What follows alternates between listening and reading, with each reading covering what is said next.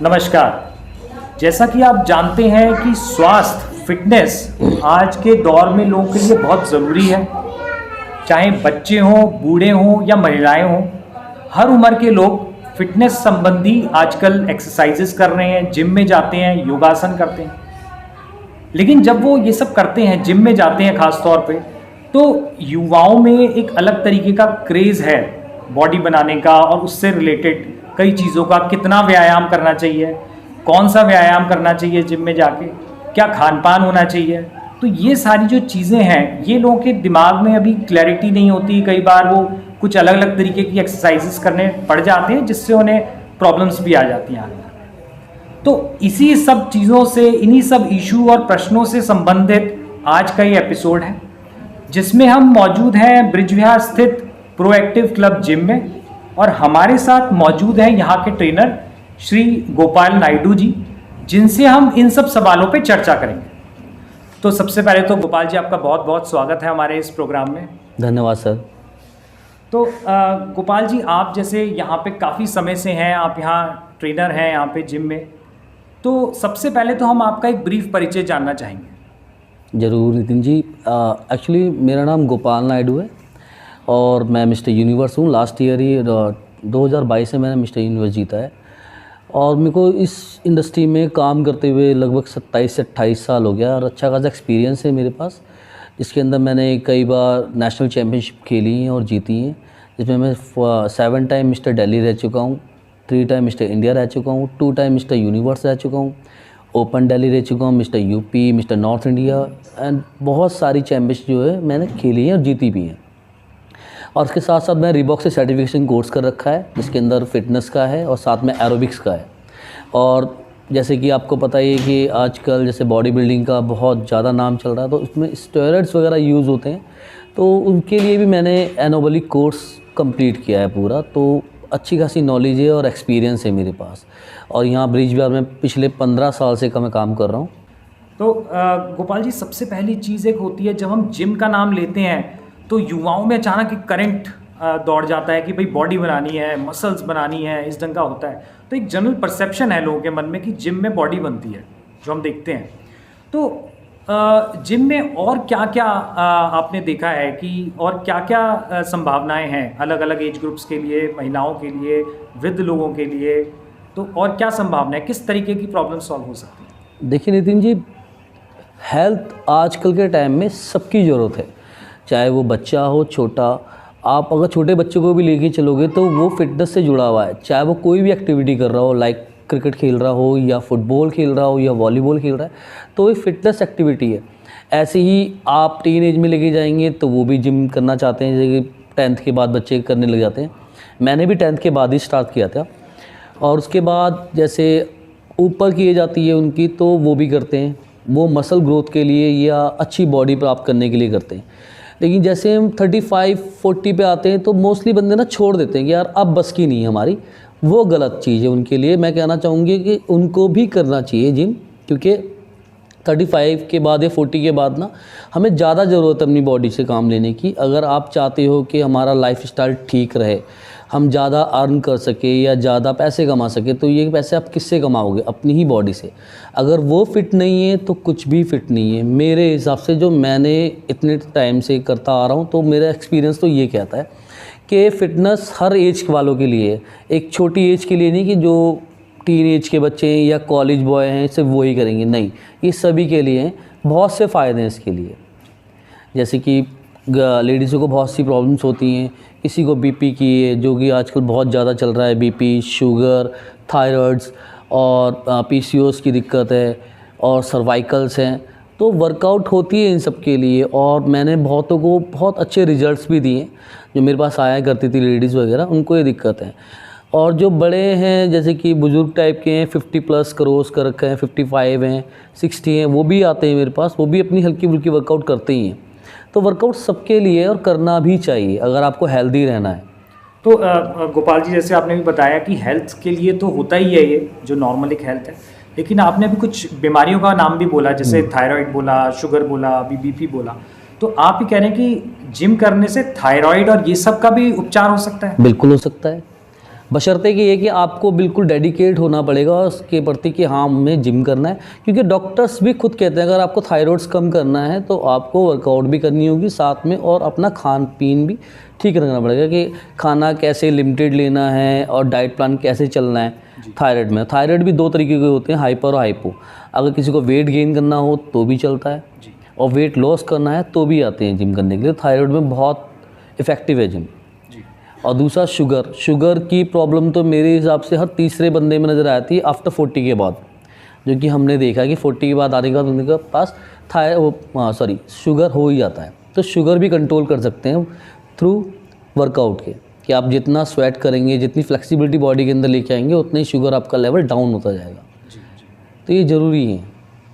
और 2-3 बीमारियां और भी हैं जो कि आजकल गर्ल्स के अंदर आ रही हैं, पाई जा रही हैं। PCOS के बारे में, PCOS का आप सबने ही सुना होगा या देखा भी होगा। जो आजकल की लड़कियां हैं वो ज़्यादातर जंक फूड्स खाती हैं, जिनकी वजह से उनको डेट्स की प्रॉब्लम्स होती हैं। तो वो प्रॉब्लम्स ना हो, PCOS को ठीक करने के लिए वर्कआउट भी करी जाती है, लेकिन उसमें भी बशर्ते ये है कि आपको आपकी डाइट प्लान चेंज करना पड़ेगा। अच्छा खाना चाहिए, ना कि जंक फूड पे है। जी गोपाल जी, तो जो आपने बताया इससे एक बात जो दिमाग में आ रही है कि परसेप्शन जैसे बना रहता है युवाओं के बीच में कि भाई जिम में जाकर तो सिर्फ बॉडी बनती है। तो आप कह रहे हैं कि अलग अलग आयु के लोग, अलग अलग टाइप के लोग, उनके लिए जो बीमारियां हैं थायराइड और जो अलग, उनका भी यहाँ उपचार संभव है इन एक्सरसाइज। अच्छा गोपाल जी, एक चीज़ जो एक सबसे बड़ा क्वेश्चन लोग देखते हैं और काफ़ी सुन के हमें एक अनईजीनेस भी होती है कि लोग सुनते हैं कि जिम में गया फलाना और वहाँ पे जाके उसने हैवी वर्कआउट किया और फिर उसे हार्ट अटैक आ गया। 40 साल, 45 साल, 25 साल के बच्चे, अभी सुनने में आई एक इंदौर की खबर की वहाँ वो बच्चा बैठे बैठे ही गिर पड़ा, हैवी वर्कआउट करता था, प्रोटीन डाइट लेता था। तो ये कंसर्न भी लोगों में आती है, तो इस पे के बारे में आप क्या कहना चाहेंगे? हार्ट अटैक आजकल ये नहीं कि जिम में ही आना है, बाहर भी आ सकता है। बहुत बंदों को मैंने देखे कि बाहर ज़्यादा आ रहे हैं, या लेकिन बंदों को नज़र में जिम हाईलाइट हो गया कि अभी जिम में जा रहा है तो जिम में ही जाके इसको हार्ट अटैक आया। तो जिम एक गलत चीज़ है जो कि लोगों की परसेप्शन बन गई है, लेकिन हमारी नज़र में ऐसा नहीं है कि जिम में आके किसी को हार्ट अटैक आता है। रीज़न ये होता है कि बहुत से बच्चे ऐसे होते हैं कि इनको पता नहीं होता वर्कआउट के बारे में, या वो हैवी वर्कआउट कर लेते हैं अपनी अपनी पावर से ज़्यादा। तो आता है मैंने अभी रिसेंटली किसी से सुना था कि ट्रेडमिल पर आ गया किसी को हार्ट अटैक। तो बहुत सी चीज़ें होती हैं, जैसे कि कुछ फिल्म स्टार्स थे जिनका नाम मुझे याद नहीं है, उनके बारे में सुना था कि उनको हार्ट अटैक आया। जी, राजू श्रीवास्तव एक थे। हाँ, राजू श्रीवास्तव जी को आया था। एक उनका एज फैक्टर था कि वो एज ज़्यादा हो गए थे, और बहुत सी चीज़ें थी जो कि किसी को नहीं पता होता कि वो बंदा बाहर क्या कर रहा है, लेकिन जिम करते टाइम उसको हार्ट अटैक आया और उसमें जिम बदनाम हुआ, जबकि वो एल्कोहलिक था, ड्रिंक बहुत करते थे वो। तो एक रीज़न ये भी होता है। और जो आज के बच्चे हैं वो बाहर क्या खा रहे हैं, क्या ले रहे हैं, जबकि आपको पता है कि ज़्यादातर मोस्टली चीज़ें मिलावटी हो रही हैं। तो लीवर, किडनी पे, इन पे बहुत असर पड़ता है, साथ में हार्ट पे भी आता है। अगर हार्ट पे फैट चढ़ रहा है या कुछ हो रहा तो आपको दिखाना चाहिए। तो जिसकी वजह से बंदों को जिम में आके वो हैवी वर्कआउट करते हैं, उनको पता नहीं होता है कैसे करनी है वर्कआउट, और वो बिना किसी गाइडलाइंस के करते हैं। तो इसकी वजह से हार्ट अटैक आना निश्चित होता है, जहाँ तक हमने देखा है। तो हम इसीलिए अब ज़्यादातर बंदों को कहते हैं कि आप थोड़ा जिम आते हो तो आप अपनी सारी परेशानी घर छोड़ के आया करो, यहाँ पर बिल्कुल कूल रहा करो, टेंशन ना लो बिल्कुल भी। ये डॉक्टर्स भी कहते हैं, हम नहीं कहते हैं, डॉक्टर्स भी कहते हैं स्ट्रेस ज़्यादा मत लिया करो, बीपी मत बढ़ाया करो, बीपी अगर आपका बढ़ेगा तो हार्ट अटैक आ सकता है। तो डॉक्टर्स भी तो ये बात कहते हैं, यही बात हम समझाते हैं। लेकिन जिम में जब बंदा घुसता है तो आज के टाइम पर सारे के सारे एग्रेसिव से रहते हैं। एक अलग एग्रेशन होता है कि नहीं यार वहाँ का गुस्सा यहाँ आके उतारा जा रहा है, या ऐसा कुछ होता है, तो वो सीधा इम्पैक्ट आपके हार्ट पे पड़ता है, जिसकी वजह से हार्ट अटैक आता है। जिम इसमें कभी गलत नहीं हुआ। तो गोपाल जी, जैसे कई बार हम सुनते हैं कि कुछ जैसे युवा लोग आते हैं, वो कहते हैं कि जी हमारी 1 महीने में बॉडी बना दो, एक टाइमलाइन देते हैं आपको, जो कि कई बार अनरियलिस्टिक भी होती होगी। और कई बार कोई महिला आ रही है कि भाई हमारा इतना किलो वज़न कम कर दो। तो ऐसी एक्सपेक्टेशंस कितनी जायज़ हैं और क्या ये हो सकता है हेल्दी तौर पे? अगर हेल्दी तौर पे देखा जाए, जैसे कि अगर मैं एज ए एथलीट लेके चलता हूँ अपने आप को, तो हम अपने आप को चेंज कर सकते हैं, लेकिन बशर्ते यही है कि आपका दृढ़ निश्चय और कहते हैं डेडिकेशन कितना है उस चीज़ के लिए। हमने 1-1 महीने में वेट रिड्यूस भी करा है और वेट बढ़ा के भी दिखाया है, ऐसा भी है। तो बच्चे बहुत से आते हैं करने वाले कि भैया मेरे को 1 महीने बॉडी, तो बॉडी नहीं बनेगी पूरी 1 महीने में।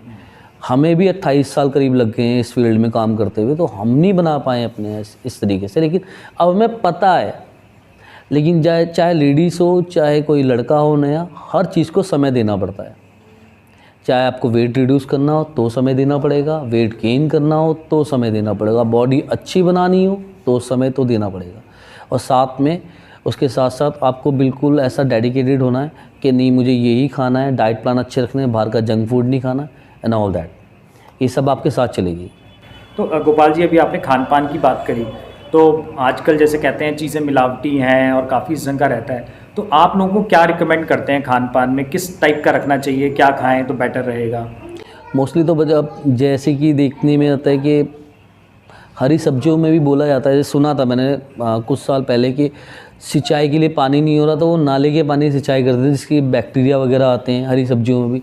तो खाएं क्या? बंदे कहते हैं ऑर्गेनिक खाओ, अपना खुद ही बनाओ या अपना खुद ही घर में खेती बाड़ी करो, तो घर में इतनी जगह नहीं है और समय किसी के पास नहीं है कि वो करेगा। लेकिन एटलीस्ट मैं कहूँगा जो घर में आपके माँ बाप या घर वाले जो सामान लेके आ रहे हैं उसको ही तरीके से खाना है कि वो खाना हमारे लिए ठीक है।